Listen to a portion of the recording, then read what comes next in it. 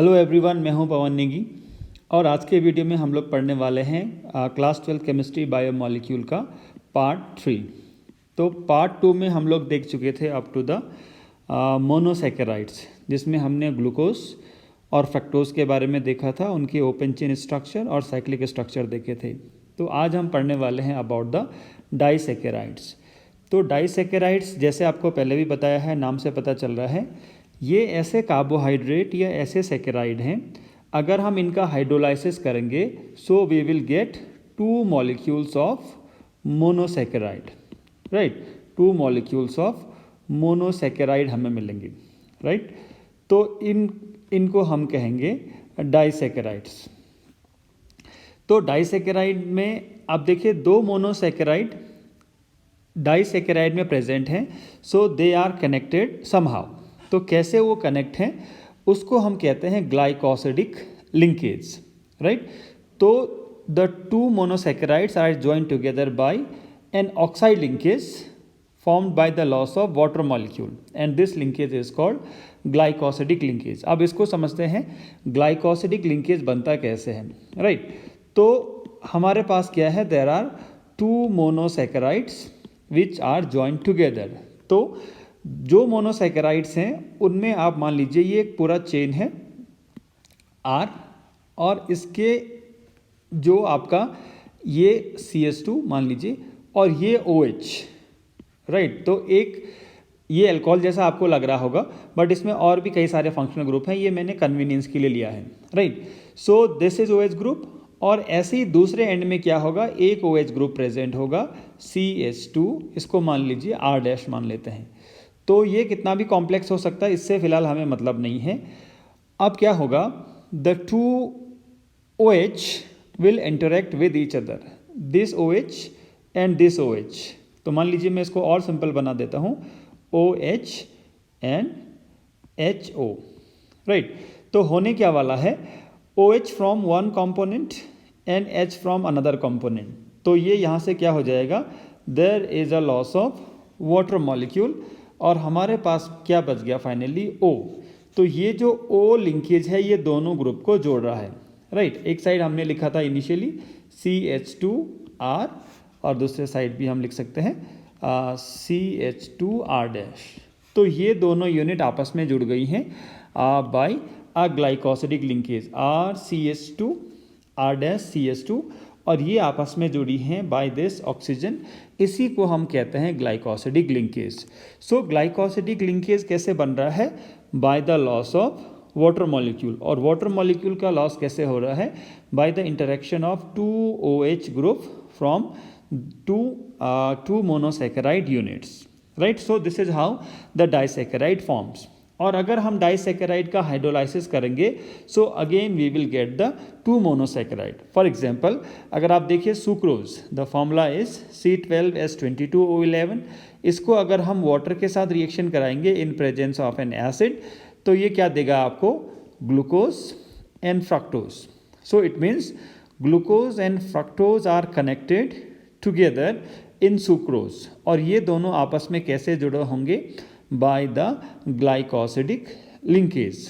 ये दोनों आपस में कैसे जुड़े होंगे, बाय द ग्लाइकोसिडिक लिंकेज। अब आप देखिए यहाँ जो ग्लूकोज है दैट इज D+ ग्लूकोज, और जो फ्रक्टोज है that is D- fructose. D का मतलब मैंने आपको बताया था with reference to the glyceraldehyde, और प्लस और माइनस जो लिखा गया है that is with reference to the rotation of plane polarized light, right. So this is what, sucrose. तो अभी तक हम लोग क्या सीखे हैं, that in sucrose there is 1 D glucose and 1 D fructose. अब हम देखने वाले हैं द स्ट्रक्चर ऑफ सुक्रोज। तो सुक्रोज का स्ट्रक्चर समझने से पहले हमको आने चाहिए the chain structure of glucose and fructose. ये भी मैंने आप लोगों को कल बताया है, राइट।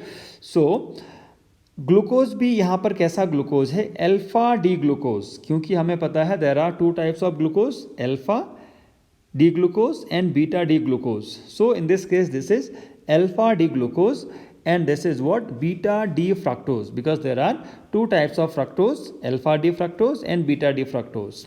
अब देखिए कैसे ये दोनों आपस में जुड़े हैं, ये बहुत इंपॉर्टेंट है. So these two monosaccharides, which monosaccharide, alpha D glucose and beta D fructose, these two monosaccharides are held together by glycosidic linkage, जो मैंने आपको बताया था ग्लाइकोसिडिक लिंकेज. अब ये ग्लाइकोसिडिक लिंकेज किसके बीच में बन रहा है? This is very crucial point. The glycosidic linkage is between C1 of alpha D glucose, C1 of alpha D glucose and C2 of beta D fructose. और अगर आपको याद होगा तो अल्फा डी ग्लूकोज का स्ट्रक्चर हमने कैसे बनाया है? This is what, alpha D glucose. तो हमने कहा था अल्फा होने के लिए क्या होना चाहिए? OH और H ऑपोजिट होने चाहिए. सो this is what, alpha D glucose, right. इसके बाद हमें देखना है बीटा डी फ्रक्टोज. और एक और इम्पॉर्टेंट बात, जो लिंकेज है वो किसके बीच में है? This is between C1 of alpha D glucose and C2 of beta D fructose. और अगर मैं यहाँ नंबरिंग करूँगा, सो this is number 1, this is number 2, this is number 3, this is number 4, this is number 5 and this is number 6. So this is alpha D glucose. अब linkage किसके बीच में होना है? C1 means this OH is going to interact with the OH of beta D fructose. अब beta D fructose क्या है, उसके लिए हमें अगेन देखना पड़ेगा स्ट्रक्चर. अब C1 और C2 में अगर इंटरेक्शन होना है तो जो फ्रक्टोज का C2 है वो इधर मुझे लिखना पड़ेगा. तो मैं पहले केवल इसका चेन स्ट्रक्चर बना देता हूँ फ्रक्टोज का. सो this is what, the structure of fructose, right. तो यहाँ फ्रक्टोज में ये हो, चेन के बाहर 1 होता है, तो ये वाला जो कार्बन है दिस इज कार्बन नंबर 2. मैं इसको दूसरे कलर से लिख लेता हूँ. So this carbon is number 2, right. This carbon is number 3, this is number 4, this is number 5 और 6 और 1 चेन के बाहर होते हैं. ये हमने देखा है फ्रक्टोज में. अब मुझे फ्रक्टोज का स्ट्रक्चर इस फॉर्म में लिखना पड़ेगा. उसके लिए अगेन मुझे देखना पड़ेगा प्लेनर स्ट्रक्चर ऑफ और साइक्लिक स्ट्रक्चर ऑफ फ्रक्टोज. तो उसके लिए हम पीछे चलते हैं थोड़ा. ये मैंने आपको लास्ट लेक्चर में बताया था. This is the beta D fructose और बीटा डी फ्रक्टोफिरानोज. अब आप इस स्ट्रक्चर को बड़े ध्यान से देखिए. This is carbon number 1, this is carbon number 2, 3, 4, 5 and 6, right. और अगर इसको इंटरेक्ट करना है विद अल्फा डी ग्लूकोज तो मुझे ये वाला जो कार्बन नंबर 2 है ये मुझे इस साइड लिखना पड़ेगा, राइट. तो इस साइड लिखने का मतलब है मुझे इसको रोटेट करना पड़ेगा प्लेन में. ये जो कार्बन का स्केलेटन मुझे दिख रहा है ये मुझे इस प्लेन में रोटेट करना पड़ेगा. जैसे मान लीजिए ये कोई बुक है, राइट. ये इसका फ्रंट पेज है, इधर फ्रंट पार्ट है, तो इसको मैं रोटेट करके उल्टी तरफ लिख दूंगा, राइट. ऐसा ही मुझे करना है with the beta D fructose. ऐसा ही मुझे करना है with the beta D fructose. तो होगा क्या अब ऐसा करने पे? मान लीजिए कोई मैंने इसके ऊपर कोई ऑब्जेक्ट रखा है जो ऊपर की तरफ पॉइंट कर रहा है, प्लेन के ऊपर. 3 डायमेंशन में हम नहीं देख पाएंगे फिलहाल. तो आप ऐसा एज्यूम कीजिए ये प्लेन के ऊपर पॉइंट कर रहा है, राइट. ये प्लेन के ऊपर पॉइंट कर रहा है. तो अगर मैं इस बुक को पलट दूंगा तो ये जो ऑब्जेक्ट प्लेन के ऊपर पॉइंट कर रहा था ये अभी कैसा हो जाएगा? प्लेन के नीचे हो जाएगा पलटने के बाद, दूसरा साइड जाने के बाद, राइट. तो इसको मैंने डॉटेड से दिखा दिया है. एग्जैक्टली वैसा ही मुझे यहाँ पर भी करना है. तो एक बार बड़े ध्यान से आप देखेंगे दोबारा से इस स्ट्रक्चर को. ये है बीटा डी फ्रक्टोज, राइट. एक और बात इसमें समझने की है इस स्ट्रक्चर में कि ये जो ग्रुप मैंने लिखे हैं ऑन द लाइन बिलो, ये वाला जो ग्रुप लिखा है नीचे, ये प्लेन के नीचे है बेसिकली. और ये जो ग्रुप लिखा है ये प्लेन के ऊपर है. सब जगह ऐसा ही है, राइट. तो मैं जो प्लेन के ऊपर वाले हैं उनको अलग कलर से लिख देता हूँ और जो प्लेन के नीचे वाले हैं उनको अलग कलर से लिख देता हूँ, राइट. सो जो प्लेन के ऊपर वाले हैं उनको मैं लिख देता हूँ रेड कलर से, राइट. तो ये जो प्लेन के ऊपर है ये भी प्लेन के ऊपर है, ये भी प्लेन के ऊपर है, और दूसरे जो है वो है प्लेन के नीचे. तो जो ग्रीन कलर में आपको दिखाई दे रहे हैं they are below the plane, right, इतना आपको समझ में आ रहा होगा आई होप। तो जो रेड कलर में जो ग्रुप लिखे हैं they are above the plane, और जो ग्रीन कलर में जो ग्रुप लिखे हैं they are below the plane. और क्लास 11th में आपने देखा है वेजलाइन फॉर्मूला हम कैसे लिखते हैं, जो ग्रुप अबव द प्लेन है, मान लीजिए ये सी, मान लीजिए कार्बन है, और दो ग्रुप क्या होंगे, प्लेन में होंगे, राइट। तो मान लीजिए ये ग्रुप प्लेन में है, ये भी ग्रुप प्लेन में है, तो जो ग्रुप प्लेन के ऊपर होता है उसको हम ऐसे दिखाते हैं सॉलिड लाइन से, ऐसे दिखाते हैं, और जो प्लेन के नीचे है उसको हम कैसे दिखाते हैं, ये वाला लाइन से दिखाते हैं, right. These two 1 and 2, these two are present in the plane, number 3 is above the plane, number 4 is below the plane। Exactly यही चीज़ हमें यहाँ पर करनी है। अब आप देखिए मैंने इस स्ट्रक्चर को बिल्कुल ऐसे लिख दिया है, जो अबव द प्लेन है उसको मैंने दिखा दिया सॉलिड लाइन से, जो बिलो द प्लेन है उसको मैंने दिखा दिया डॉटेड लाइन से। वेज लाइन फॉर्मूला में मैंने इसको लिख दिया, राइट। जो रेड कलर में जो इनसर्कल जिन ग्रुप्स को किया गया है they are above the plane, तो उनको सॉलिड लाइन से दिखा दिया, और जो ग्रीन कलर में जो हैं they are below the plane, तो उनको डॉटेड लाइन से दिखा दिया। अब मुझे क्या करना है, अब जो क्रूशल पॉइंट है वो अब है, अब मुझे क्या करना है, इसको रोटेट कर देना। जैसे मैंने आपको बताया था बुक को आपने पलट के रख देना है दूसरे साइड, राइट। तो जो ऊपर वाला ग्रुप है वो कहाँ चला जाएगा, नीचे चला जाएगा, और जो नीचे होगा वो कहाँ जाएगा, ऊपर आ जाएगा। तो मैं क्या करूँगा, इस स्ट्रक्चर को रोटेट कर देना, पलट के लिख देना है। तो मैं पलट क्यों रहा हूँ बेसिकली इसको, क्योंकि ये जो नंबर 2 है वो इस तरफ आ जाए, राइट। दूसरी साइड ये जो नंबर 2 यहाँ लिखा है, ये नंबर 2 कहाँ आ जाए, इस तरफ आ जाए। तो जब मैं इसको इस प्लेन में रोटेट करूँगा तो यहाँ जो नंबर 2 था वो अभी यहाँ आ जाएगा, राइट। नंबर 3 आ जाएगा यहाँ, नंबर 4 आ जाएगा यहाँ, नंबर 5 आ जाएगा यहाँ। इतना तो हो गया। इसके साथ साथ जो अबव द प्लेन जो ग्रुप थे वो अभी चले जाएंगे बिलो द प्लेन। अब आप देखिए नंबर 2 में जो OH है वो अबव द प्लेन है, अब यहाँ देखिए ये चला गया below the plane. Number 2 carbon में जो CS2OH है that is above the plane, that is below the plane sorry, तो ये यहाँ आ जाएगा above the plane. Number 3 carbon में देखिए OH is above the plane, तो यहाँ लिखा है below the plane. H is below the plane, तो इसमें लिखा है above the plane. Number 4 carbon में देखिए जो H है that is above the plane, तो यहाँ हो जाएगा बिलो द प्लेन, और जो OH है that is below the plane, तो यहाँ हो जाएगा अबव द प्लेन। जो नंबर 5 कार्बन में CS2OH है वो है अबव द प्लेन, तो यहाँ देखिए below the plane. Below the plane का मतलब मैंने इसको डॉटेड लाइन से दिखाया है, और जो H है that is above the plane, तो यहाँ ये हो जाएगा below the plane, right. So ये स्ट्रक्चर में कोई चेंजेस नहीं है, केवल इसको क्या किया गया है, रोटेट किया गया। तो रोटेट करने से जो मॉलिक्यूल है उसका कॉन्फ़िगरेशन चेंज नहीं होगा। अब एक लास्ट स्टेप हमने करना है, यहाँ से चलते हैं इसकी तरफ। जो अबव द प्लेन वाले हैं उनको लिखेंगे ऊपर की साइड, जैसे हमने यहाँ पे किया था, राइट। और जो बिलो द प्लेन वाले हैं उनको लिखेंगे हम नीचे की साइड। तो अबव द प्लेन नंबर 5 में देखिए, नंबर 5 में ये है आपका नंबर 1 कार्बन, ये है 2, ये है 3, ये है 4, ये है 5, ये है 6। तो नंबर 5 में अबव द प्लेन क्या है, H, तो ये अबव द प्लेन लिख दिया। बिलो द प्लेन क्या है, CS2OH। नंबर 4 में अबव द प्लेन क्या है, OH, तो इसको मैंने अबव द प्लेन लिख दिया। और बिलो द प्लेन क्या है, H, तो इसको लिख दिया बिलो द प्लेन, राइट। इसके बाद देखिए आप नंबर 3 में क्या है, OH is below the plane, तो H चला जाएगा बिलो द प्लेन, और H is above the plane, so H is above the plane. Number 2 में CS2OH is above the plane, यहाँ देखिए, सो ये यहाँ क्या आ जाएगा, अबव द प्लेन। और जो OH है that is below the plane, तो ये आ जाएगा बिलो द प्लेन, राइट। और लास्ट स्टेप में हमने क्या किया, इन वेज लाइन फॉर्मूला को हमने रिप्रेस कर दिया स्ट्रेट लाइन से। तो जो ऊपर और नीचे दोनों जगह स्ट्रेट लाइन होगी। यहाँ देखिए H CS2OH, OH H H OH CS2OH and CS2OH and OH। तो फाइनली हमारे पास क्या आ गया, आप देखिए ये स्ट्रक्चर हमारे पास फाइनल स्ट्रक्चर आ गया, राइट। और इस स्ट्रक्चर में अगर आप देखेंगे तो हमारे पास क्या है, ये O है, राइट। ये कार्बन की लाइन आपको दिखाई दे रही है।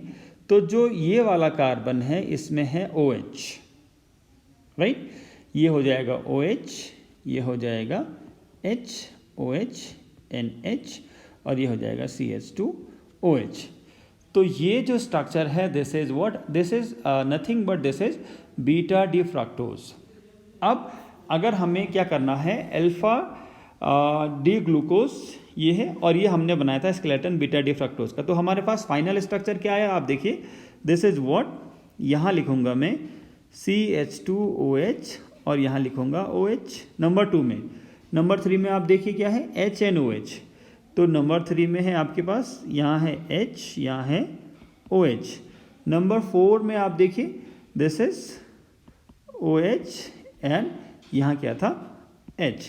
और नंबर 5 में अल्टीमेटली क्या है, this is H and this is CH2OH। थोड़ा कॉम्प्लिकेटेड आपको लग सकता है बट आप रिवाइज करके देखिए, पॉज करके देखिए तो आपको समझ में आएगा, राइट। अब फाइनली क्या होना है, ये OH और ये है अल्फा डी ग्लूकोज का OH जो इंटरेक्ट करने वाला है, C1 लिखा है ना, C1 of alpha D glucose and C2 of beta D fructose.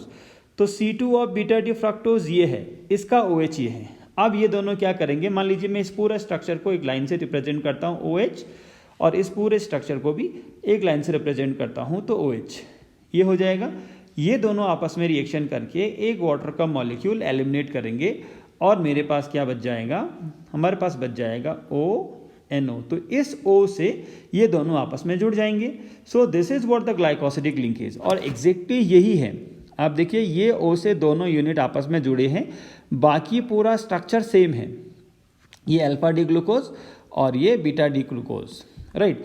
तो ये हमने बनाया है, this is what, this is the structure of what, sucrose.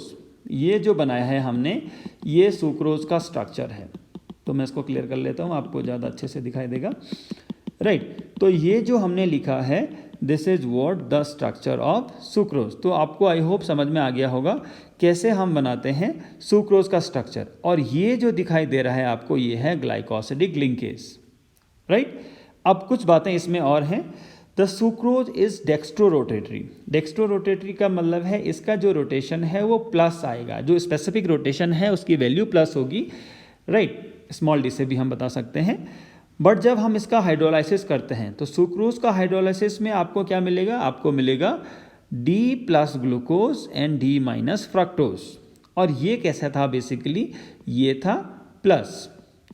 तो इनिशियली हाइड्रोलाइसिस होने से पहले जो सुक्रोज है दैट इज प्लस, और हाइड्रोलाइसिस होने के बाद आपको मिला है glucose plus and fructose minus, glucose plus and fructose minus आपको मिला है, राइट। तो अब क्या होगा, अब आप देखिए स्पेसिफिक रोटेशन में क्या फर्क पड़ता है। After hydrolysis it gives dextro rotatory glucose but levo rotatory fructose. तो दो चीज़ें मिल रही हैं, राइट। जो ग्लूकोज है दैट इज डेक्स्ट्रो रोटेटरी और जो फ्रक्टोज है दैट इज लिवो रोटेटरी। और इनका जो स्पेसिफिक रोटेशन है, फ्रक्टोज का स्पेसिफिक रोटेशन है -92.4 और ग्लूकोज का स्पेसिफिक रोटेशन है +52.4।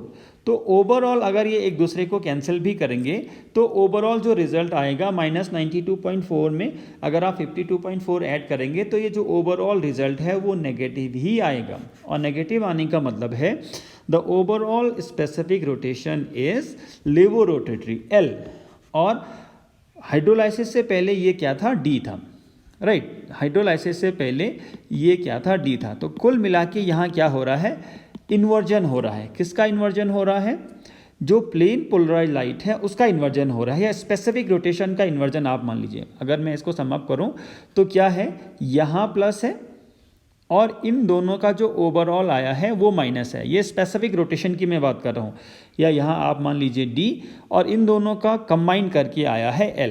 तो कुल मिला के हुआ क्या है, there is what rotation. Rotation किस में हुआ है, साइन, स्पेसिफिक रोटेशन का जो साइन है उसमें चेंज हुआ है। सो ये प्लस से गया है माइनस, इसलिए इसको हम कहते हैं, प्रोडक्ट को कहते हैं इनवर्ट शुगर, राइट।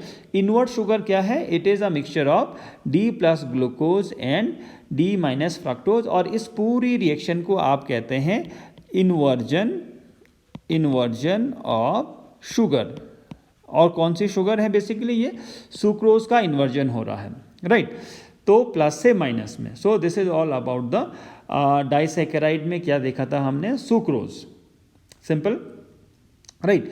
तो सुक्रोज में जो हमें देखना है वो हमें ये ध्यान रखना है that it is a disaccharide of alpha D glucose and beta D fructose, और ये दोनों आपस में कैसे जुड़े हैं, by C1 of alpha D glucose and C2 of beta D fructose. और बीटा डी फ्रक्टोज का स्ट्रक्चर थोड़ा कॉम्प्लिकेटेड था जिसमें हमने ऐसे निकाला था, राइट। और एक चीज़ है इसमें inverted sugar, right.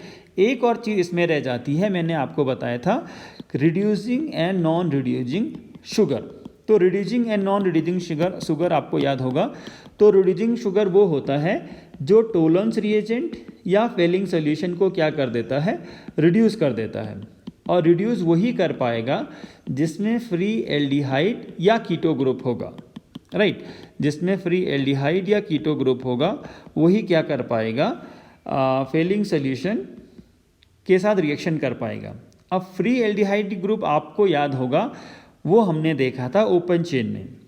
Cyclic structure में फ्री एल्डिहाइडिक या कीटो ग्रुप आपको नहीं दिखेगा, बट वो उसमें चेंज हो सकता है। उसके लिए हमारे पास क्या कंडीशन होनी चाहिए कि जब आप एक बार फिर से देख सकते हैं, जब आपके पास बना था, ये देखिए, जब आपके पास साइक्लिक स्ट्रक्चर हमने देखा था, तो साइक्लिक स्ट्रक्चर में क्या होता है, जो फ्री एल्डिहाइडिक ग्रुप है वो OH के साथ रिएक्शन करता है, राइट। और यहाँ देखिए this is going to form a bond between O and this C, और रिएक्शन के बाद ये ऐसा बन जाएगा, राइट। इसका मतलब है ये जो OH आपको यहाँ दिखाई दे रहा है ये कहाँ से बना है, ये बना है from this aldehydic group, right. ये जो OH आप देख पा रहे हैं this has been formed from this aldehydic group, और इस एल्डिहाइडिक ग्रुप ने किसके साथ रिएक्शन किया है, OH के साथ रिएक्शन किया है। मतलब ये जो OH और H हैं, OH और ये O है, they are in equilibrium with the open chain structure. एक बार फिर से आप देख लीजिए, ये जो OH और O है, they are in equilibrium with the open chain structure. और ओपन चेन स्ट्रक्चर में आपको क्या दिखाई दे रहा है, फ्री एल्डिहाइडिक ग्रुप दिख रहा है, ये आप दिखाई दे रहे हैं रिवर्सिबल रिएक्शन का sign. So this OH and this O are in equilibrium with the open chain structure. और ओपन चेन स्ट्रक्चर में क्या है, there is what, a free aldehydic group which can combine with the Tollens reagent और Fehling solution, that's why it is a reducing sugar. ये जो आपको दिखाई दे रहा है ये रिड्यूसिंग शुगर है। अब जो डाइसैकेराइड है या पॉलीसैकेराइड है उसमें हम कैसे पहचानेंगे रिड्यूसिंग शुगर वो है या नहीं है। तो उसके लिए एक चीज़ आपको देखना पड़ेगा कि जो OH है ये वाला, उसके बगल में क्या होना चाहिए, O होना चाहिए। मतलब O के बगल में आपको फ्री OH दिखाई देना चाहिए, तब जाके वो साइक्लिक स्ट्रक्चर से ओपन चेन स्ट्रक्चर में कन्वर्ट हो जाएगा थ्रू दिस रिवर्सिबल रिएक्शन, और वो रिड्यूसिंग शुगर होगा, राइट। अब आप देखिए जो हमने देखा है सुक्रोज, तो सुक्रोज में आप देखिए दिस इज O, और यहाँ तो फ्री OH ग्रुप है नहीं, राइट। ये वाले पार्ट में देखिए यहाँ O और यहाँ OH ग्रुप फ्री है नहीं, इस कार्बन के साथ OH ग्रुप नहीं लगा है, ये छठे कार्बन के साथ लगा है। फिफ्थ कार्बन के साथ फ्री OH ग्रुप होता तो ये रिड्यूसिंग शुगर होता, right. It means sucrose is what, sucrose is non reducing sugar. अगर आप इसकी रिएक्शन कराएंगे with Tollens reagent and Fehling solution, so it is not going to reduce Tollens reagent and Fehling solution. या आप ऐसा भी कह सकते हैं Tollens reagent and Fehling solution will not oxidise the sucrose, that's why sucrose is a non reducing sugar, right. इसके बाद अगला है दैट इज मेल्टोज। तो ये दूसरा डाइसैकेराइड है मेल्टोज। तो मेल्टोज क्या है, disaccharide means again there are two monosaccharide. अब इसमें कौन से मोनोसैकेराइड हैं आप देखिए, it is made up of 2 alpha D glucose units. तो बहुत आसान है, इसमें जो दोनों के दोनों यूनिट हैं वो है अल्फा डी ग्लूकोज यूनिट। तो ये बहुत आसान है सुक्रोज के कंपैरिजन में। और ये दोनों आपस में कैसे जुड़े हैं, in which C1 of 1 glucose is linked to C4 of another glucose, right. तो ये दो अल्फा डी ग्लूकोज हमने लिखे हैं। लिंक होने से पहले अगर मैं इनको लिखूं तो ये क्या रहा होगा OH, और ये भी क्या रहा होगा OH। So this is number 4 of one alpha D glucose and this is number 1 of another alpha D glucose. तो जब ये दोनों आपस में कंबाइन करेंगे तो यहाँ से क्या होगा, एक जगह से OH चला जाएगा और एक जगह से H चला जाएगा और फाइनली क्या रह जाएगा O. So by the elimination of water molecule 2 alpha D glucose unit join together to form the maltose. Right, so ये काफ़ी सिंपल था. राइट, अब आप देखिए, आप इसका स्ट्रक्चर देख के बता सकते हैं whether the maltose is a reducing or non reducing sugar. So आप देखिए, यहाँ देखिए O,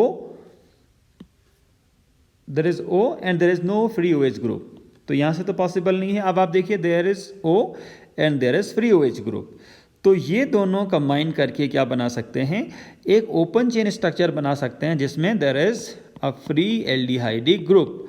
तो इसका मतलब क्या है, जो मेल्टोज है that is a reducing sugar.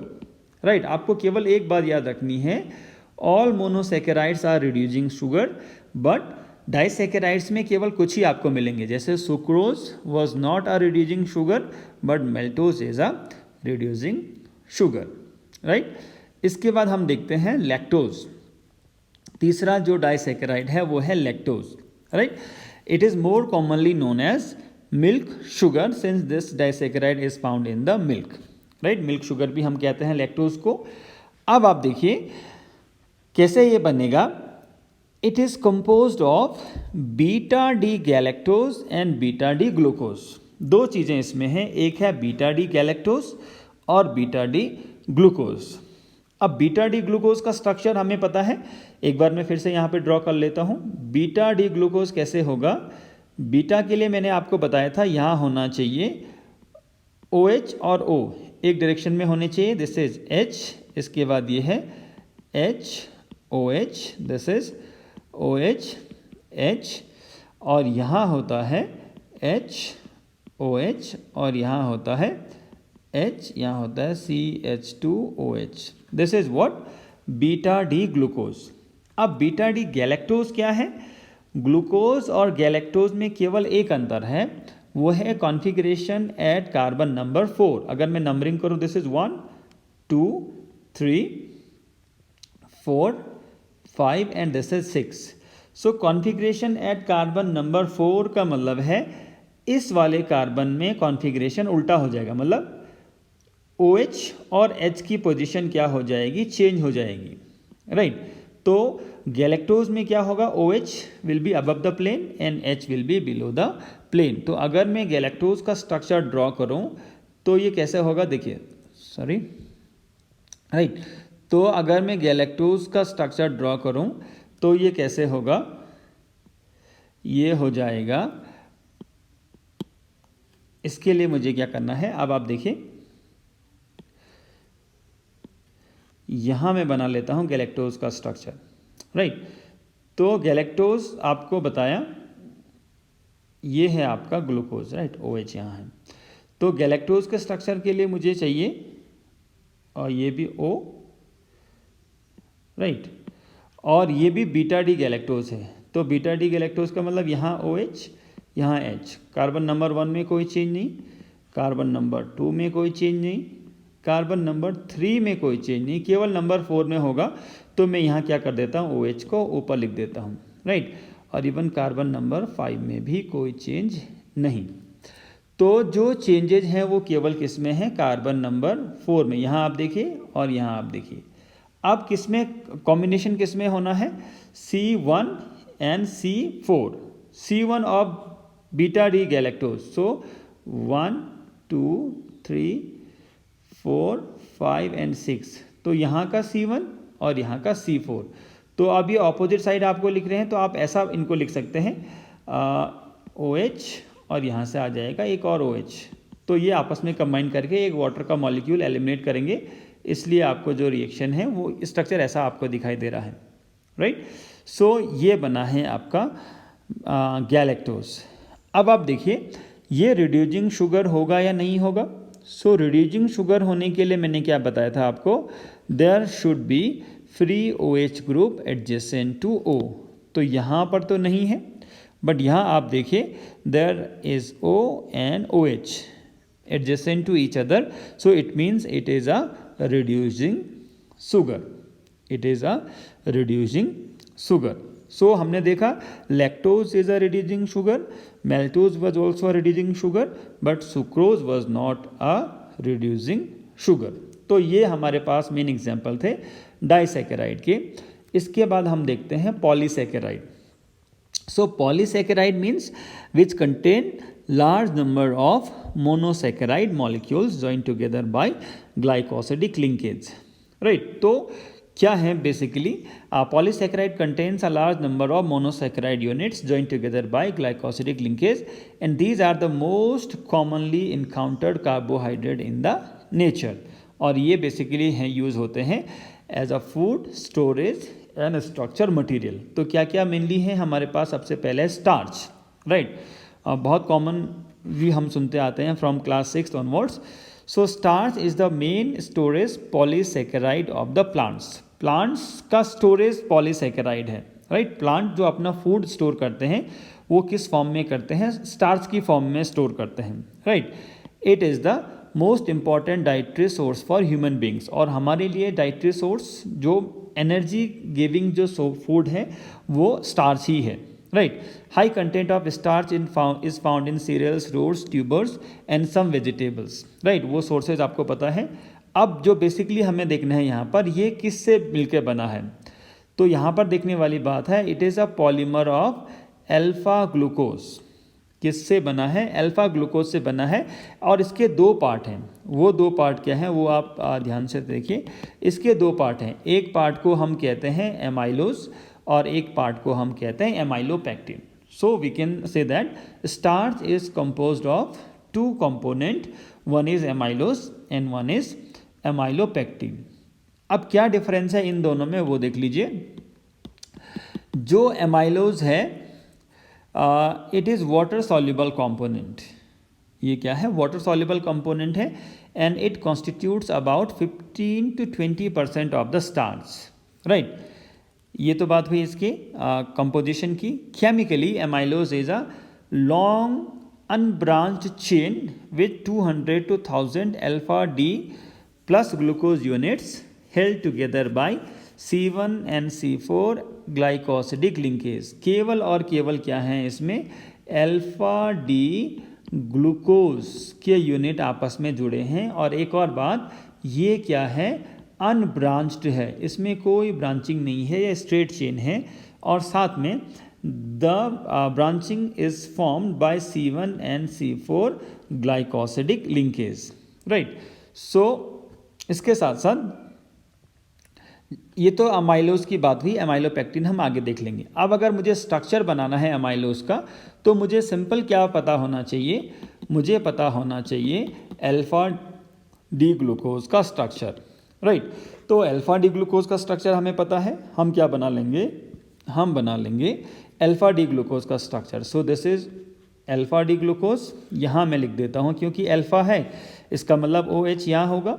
Right, यहाँ मैं लिख देता हूँ OH, यहाँ लिख देता हूँ OH, H, यहाँ लिख देता हूँ HOH, यहाँ लिख देता हूँ CH2OH.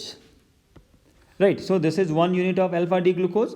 अगर मुझे पॉलीमर बनाना है तो ऐसी कई सारी यूनिट्स आपस में जुड़ेंगी. राइट, तो मैं यहाँ भी लिख दूंगा HOH, यहाँ लिख दूंगा HOH, यहाँ भी लिख दूंगा मैं OH, यहाँ मैं लिख दूंगा HOH, और ये फाइनली आ जाएगा H, और यहाँ हो जाएगा CH2OH. और अगर आप नंबरिंग करेंगे तो नंबरिंग आप कीजिए 1 2 3 4 5 एंड 6. ये हो जाएगा 1 2 3 4 5 एंड 6. अब जो ग्लाइकोसिडिक लिंकेज है वो किसके बीच में है? C1 एंड C4, जैसा हमने देखा था लैक्टोज में. राइट, तो ये दोनों आपस में क्या करेंगे? एक वाटर का मॉलिक्यूल एलिमिनेट करेंगे और यहाँ बीच में बच जाएगा O. राइट, तो ये हमने दो यूनिट जोड़ी. ऐसी कई सारी यूनिट जब हम जोड़ेंगे एंड सो ऑन, इधर भी और इधर भी, तो ये जो स्ट्रक्चर फाइनली बन जाएगा ये क्या हो जाएगा? This is what? Amylose. Right, so this is one component of the starch. Right, इसके बाद जो दूसरा कंपोनेंट है उसका नाम हमने बताया, उसका नाम क्या है, इट इज़ व्हाट, एमाइलोपेक्टिन। अब अंतर देखिए एमाइलोपेक्टिन और एमाइलोज में क्या है। Amylopectin is insoluble in water and constitutes about 80 to 85% of starch. मतलब ज़्यादातर जो कंपोनेंट है वो एमाइलोपेक्टिन है, राइट, जो कि इनसॉल्युबल है, जबकि 15 to 20% क्या था आपका, एमाइलोज था। ये एमाइलोपेक्टिन ज़्यादा है। अब इसके स्ट्रक्चर में क्या अंतर है, it is a branch chain polymer. जो एमाइलोज था that was a straight chain polymer, जो एमाइलोपेक्टिन है that is a branch chain polymer of alpha D glucose units, right. अब और देखिए इसमें और कॉम्प्लिकेशन क्या है, in which the chain is formed by C1-C4 glycosidic linkage, whereas the branching occurs C1-C6 glycosidic linkage. It means इसमें दो type की बॉन्डिंग है, राइट, दो टाइप की बॉन्डिंग है। एक है C1-C4, वो एग्जैक्टली वैसे ही है जैसे हमने देखी है एमाइलोज में, जो हम देख चुके हैं। और दूसरी जो बॉन्डिंग है वो है C1-C6। तो जो C1-C4 है that is used for straight chain formation, और जो C1-C6 है that is used for branching. तो दो चीज़ें हमने कही, एक है C1-C4 जो एग्जैक्टली ऐसा ही होगा, राइट, और एक है C1-C6। तो दो टाइप की क्या है आपके पास इसमें ग्लाइकोसिडिक लिंकेज है। C1-C4 तो दोबारा से हमें देखने की ज़रूरत नहीं है, अब केवल हमें देखना है C1-C6। तो C1-C6 के लिए आपको क्या करना पड़ेगा, अल्फा डी ग्लूकोज फिर से एक बार बनाना पड़ेगा, राइट। तो ये जो स्ट्रक्चर आपको दिखाई दे रहा है ये है ये है किसका, एमाइलोपेक्टिन का। अब आप देखिए ये जो यहाँ पर आपको ये है स्ट्रेट चेन, इसमें कोई ब्रांचिंग नहीं है। अब ब्रांचिंग के लिए दूसरा हो रहा है यूज़, दिस वन, राइट। तो ये तो हम देख चुके हैं एमाइलोज में, अभी हमें इसको समझना है, राइट। तो इसको समझते हैं हम लोग। तो यहाँ इनिशियली क्या रहा होगा, अगर मैं इसको एक बार फिर से बनाऊँ तो C1-C6, तो एक बार फिर से मैं बना देता हूँ अल्फा डी ग्लूकोज, तो ये हो जाएगा HOH, HOH, ये हो जाएगा OH, H, यहाँ हो जाएगा HOH, और ये हो जाएगा CH2OH और H। तो ये जो नंबरिंग है दिस इज 1, 2, 3, 4, 5 and 6, राइट। इसके बाद क्या है, दूसरा यूनिट में बना देता हूँ अगेन अल्फा डी ग्लूकोज का, बट मुझे वहाँ क्या करना पड़ेगा, C1 और C6 के बीच में बॉन्डिंग दिखानी है। तो मैं क्या कर देता हूँ, इसको ऐसा लिख देता हूँ, थोड़ा यहाँ साइड से, यहाँ से शुरू करता हूँ, राइट। तो C6 में यहाँ क्या होगा, CH2OH, ये हो जाएगा H, यहाँ हो जाएगा HOH, ये हो जाएगा OH, H, यहाँ हो जाएगा HOH, और ये हो जाएगा HOH, राइट। और अगर मैं इनमें नंबरिंग करूँ तो क्या हो जाएगा, 1, 2, 3, 4, 5 and 6। अब जो ग्लाइकोसिडिक लिंकेज बनना है वो C1 और C6 के बीच में बनना है। C1 और C6 के बीच के मतलब यहाँ से अगर H निकलेगा तो यहाँ से OH, और एक वाटर का मॉलिक्यूल यहाँ से एलिमिनेट हो जाएगा, और ये फाइनली आपको दिखाई दे रहा है O, राइट। तो ये जो C1-C6 ग्लाइकोसिडिक लिंकेज है that is used for branching. Branching का मतलब ये स्ट्रेट लाइन में एक ब्रांच यहाँ जुड़ गया, राइट, ये दोनों स्ट्रेट लाइन इस ब्रांच से जुड़ गए, ऐसा भी आप कह सकते हैं। So this is amylopectin. So we can conclude that starch is made up of two component, one is amylose and one is amylopectin, right. जो एमाइलोज है वो हमने कहा था 15 to 20% है, जो अमाइलोपेक्टिन है वो 80 to 85% है। जो एमाइलोज हैं that is what, water soluble, और जो एमाइलोपेक्टिन है that is water insoluble, right, insoluble लिखा है। इसके साथ साथ जो एमाइलोज है दैट इज स्ट्रेट चेन, और जो एमाइलोपेक्टिन है उसमें स्ट्रेट चेन के साथ साथ क्या है, ब्रांचिंग भी है। जो एमाइलोज है उसमें C1 और C4 रिस्पॉन्सिबल है स्ट्रेट चेन के लिए, और जो एमाइलोपेक्टिन है उसमें C1 और C4 तो स्ट्रेट चेन के लिए है, और जो ब्रांचिंग है वो कैसे होती है C1 एंड C6 से। सो this is all about the starch, right. इसके बाद हमारे पास है सेलुलोज। तो सेलुलोज भी क्या है, एक पॉलीसैकेराइड है, right, and it occurs exclusively in the plant and it is the most abundant organic substance in the plant kingdom, right. आप लोग पढ़ते भी होंगे बायो में। तो सेलुलोज के बारे में ये है, and it is predominant constituent of the cell wall of the plant cell. Cell wall का इंपॉर्टेंट कंपोनेंट है। अब ये क्या है, it is a straight chain polysaccharide composed only of beta D glucose units which are joined together by glycosidic linkage between C1 of one glucose unit and C4 of next glucose unit। इसका मतलब क्या है, हमें क्या बनाना पड़ेगा यहाँ पर, again हमें ड्रॉ करना पड़ेगा यहाँ पर बीटा डी ग्लूकोज, राइट। तो बीटा डी ग्लूकोज जब आपस में ज्वाइन होंगे सारे यूनिट तो क्या बनेगा, सेलुलोज बनेगा। तो बीटा डी ग्लूकोज का स्ट्रक्चर एक बार हम बना सकते हैं। देखिए, बीटा डी ग्लूकोज बनाने के लिए हमें क्या लिखना पड़ेगा, स्ट्रेट चेन, और ये लिखना पड़ेगा OH और यहाँ लिखना पड़ेगा H, राइट।